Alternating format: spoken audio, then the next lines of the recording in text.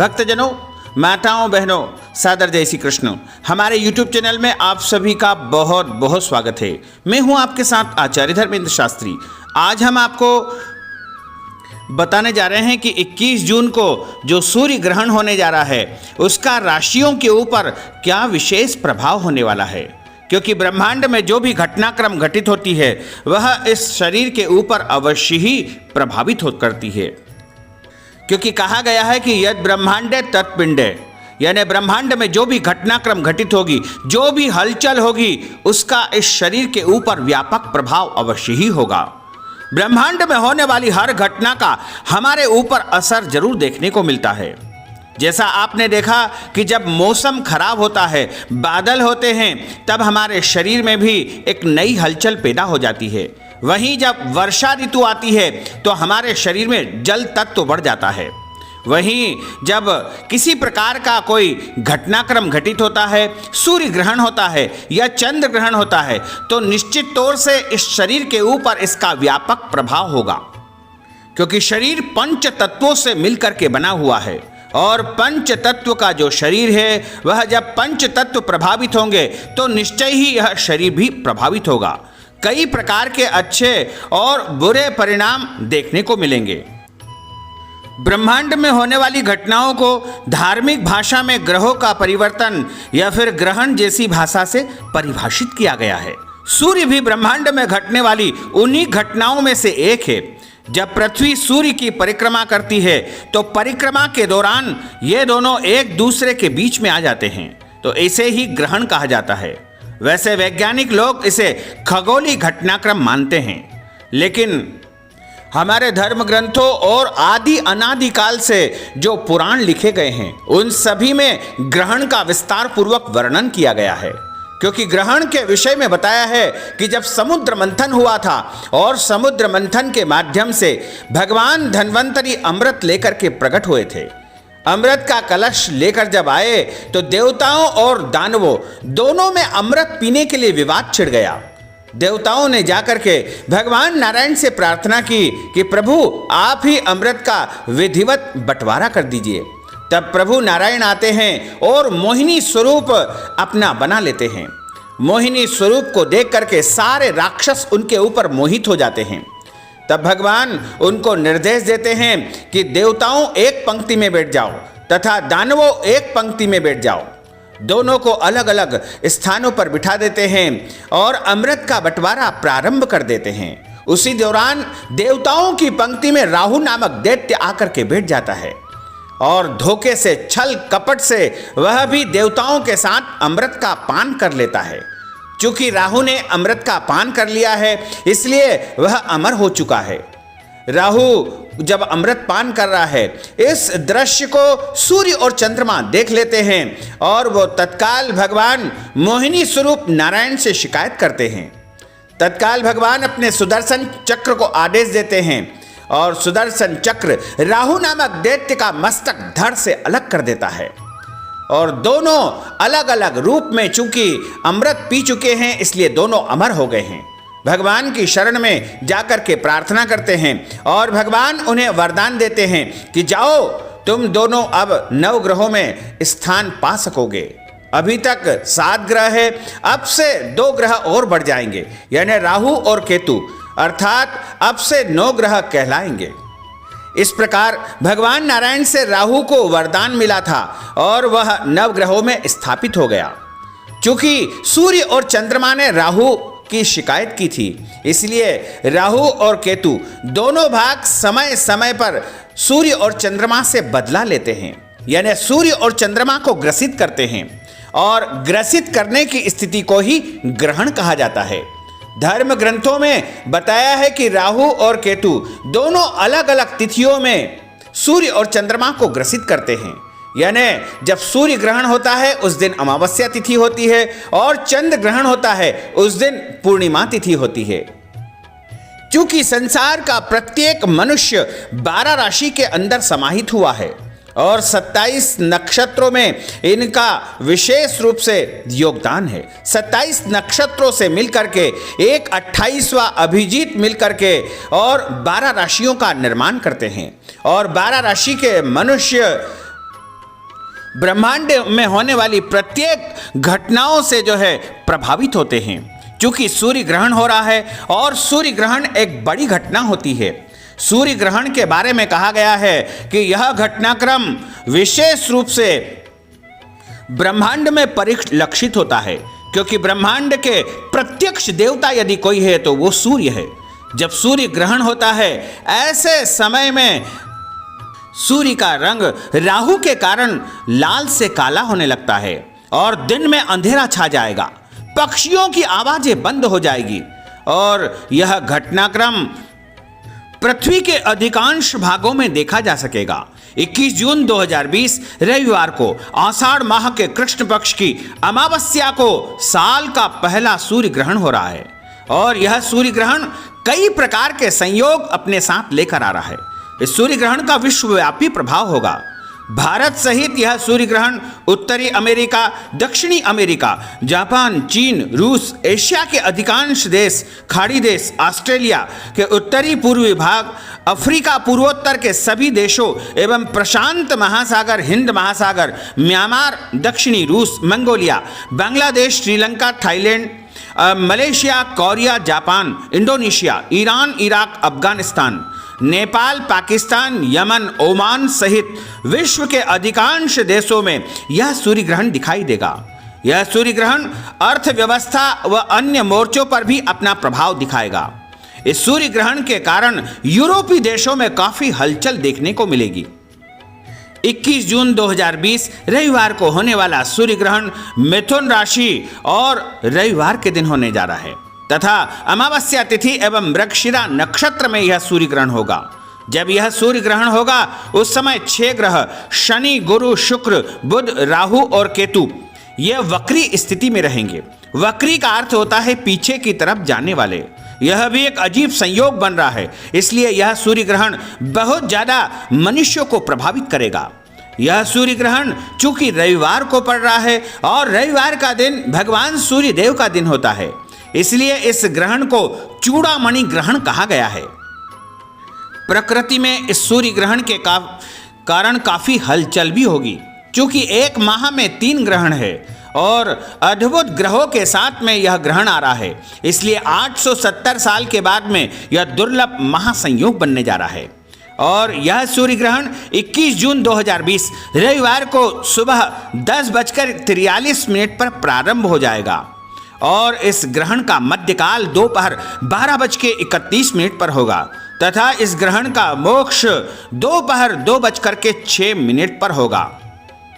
लगभग 3 घंटे से भी अधिक अवधि वाला यह ग्रहण होगा और ग्रहण के कारण सभी राशियां प्रभावित होगी। सभी राशियों को अलग अलग परिणाम प्राप्त होंगे, लेकिन ये जो 7 राशियां हैं उनके लिए तो यह ग्रहण वरदान साबित होने वाला है।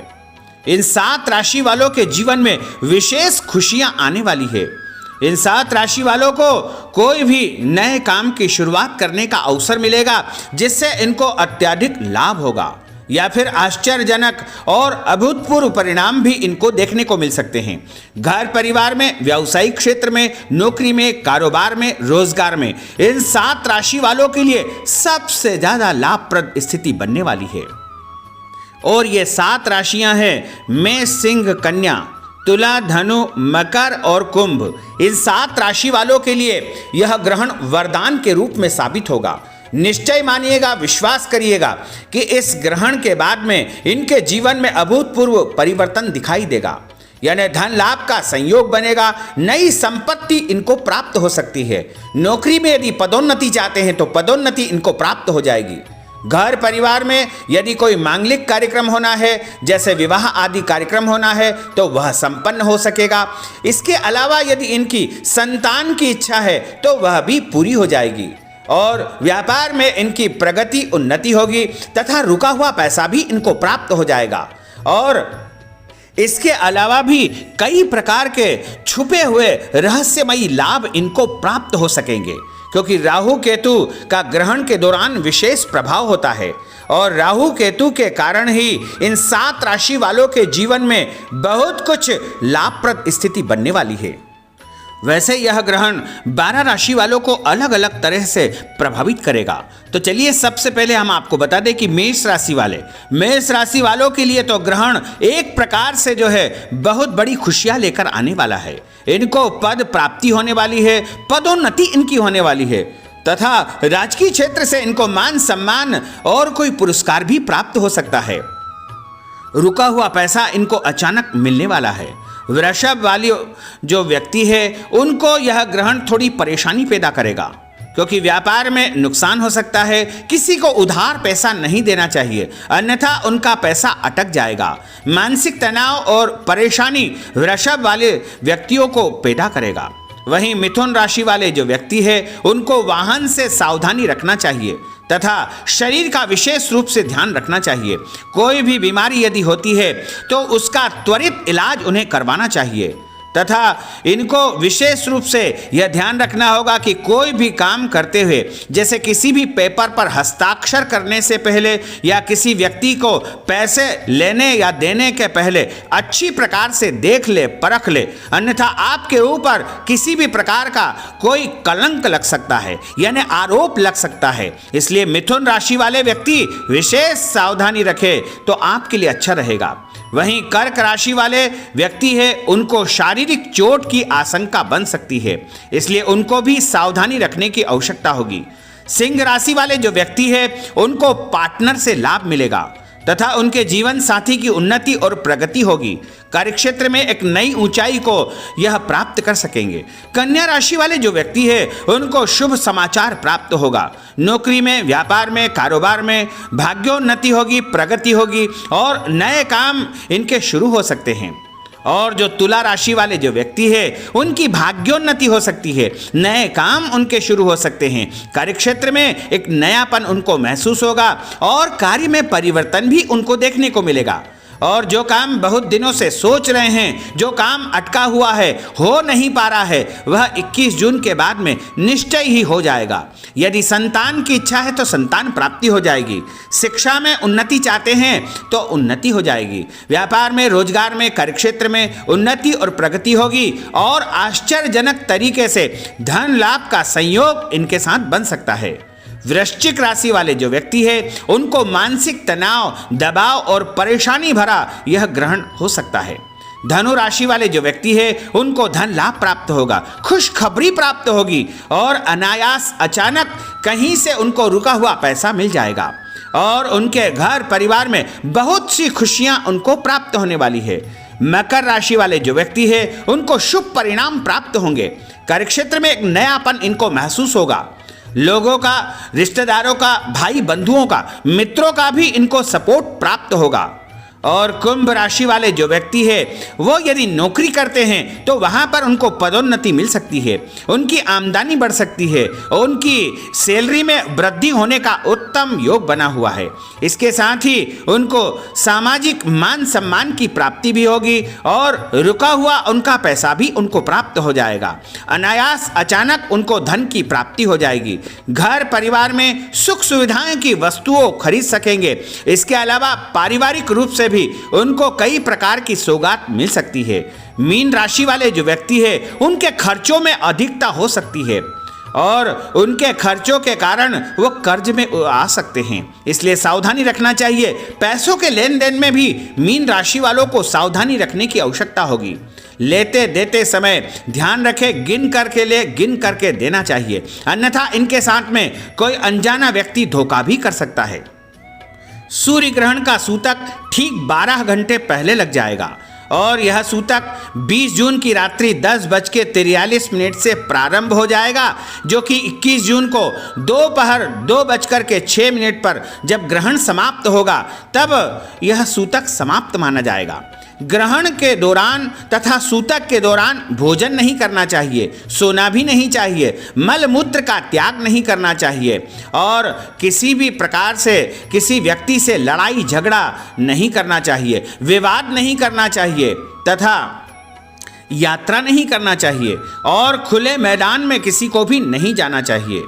विशेष करके जो गर्भवती माताएं होती है, जो गर्भवती बहनें होती है, उनको ग्रहण के दौरान विशेष रूप से जो है सावधानी बरतने की आवश्यकता होगी।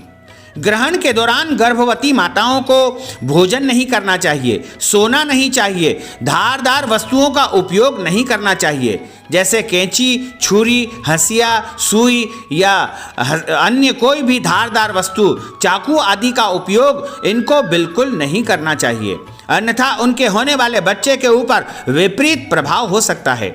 ग्रहण के दौरान इनको अन्न नहीं खाना चाहिए और यात्रा भी नहीं करना चाहिए, खुले मैदान में इनको नहीं जाना चाहिए। इसके अलावा ये यदि अपने होने वाले बच्चे को सुरक्षित करना चाहती है तो अपने पेट के ऊपर थोड़ा सा गोबर लगा ले या फिर गोमूत्र लगा ले, हल्दी लगा ले, लाल कुमकुम भी लगा सकते हैं, या फिर इनके पेट के ऊपर थोड़ी सी केसर भी पीस करके यदि लगा लेंगे तो ग्रहण का विपरीत प्रभाव नहीं होगा। इसके अलावा इनको अपने पास में तुलसी पत्र और कुशा भी रखना चाहिए। यदि संभव हो तो एक नारियल भी अपने साथ रख देवे और ग्रहण की समाप्ति के बाद इस नारियल को विसर्जन कर देना चाहिए।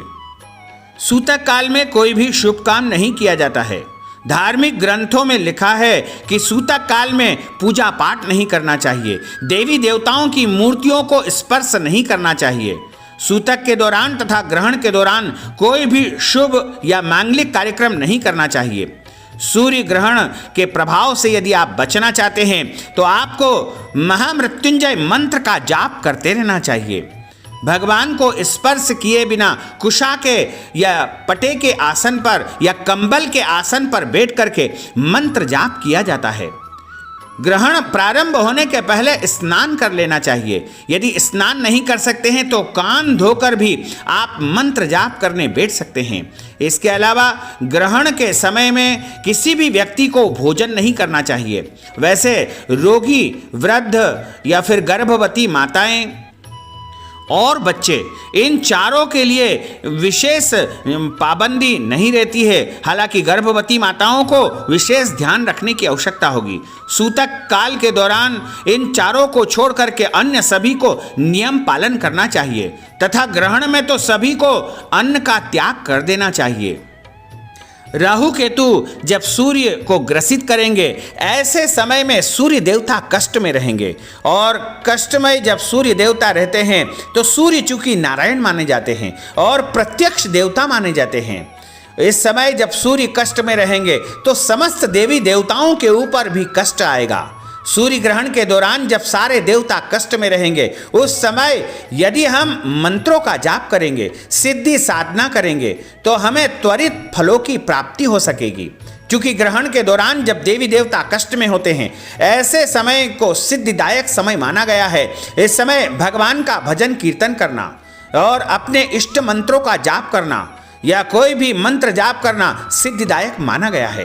ग्रहण के समय सभी को भगवान नाम का उच्चारण करना चाहिए, भगवान की कथाओं का श्रवण करना चाहिए तथा हनुमान चालीसा का पाठ कर सकते हैं। ग्रहण के अशुभ प्रभाव से यदि आप बचना चाहते हैं तो आपको इस दौरान शिव चालीसा का पाठ करना चाहिए तथा सुंदरकांड का पाठ भी आप कर सकते हैं, राम रक्षा स्तोत्रम का पाठ भी आप कर सकते हैं या देवी दुर्गा का कवच का पाठ भी कर सकते हैं, सिद्ध कुंज का स्तोत्रम का पाठ भी आप कर सकते हैं, विष्णु सहस्त्र नाम का पाठ भी आप कर सकते हैं, गोपाल सहस्त्र नाम का पाठ भी कर सकते हैं। और ग्रहण समाप्ति के बाद में गुड़ और मसूर की दाल का दान करना ग्रहण के अशुभ प्रभावों से बचाता है। इसके अलावा वस्त्रदान, फलदान, अन्य वस्तु का दान करना चाहिए तथा ग्रहण समाप्ति के बाद नीम के पेड़ में जल चढ़ाने से भी ग्रहण के दोषों से मुक्ति मिल जाती है।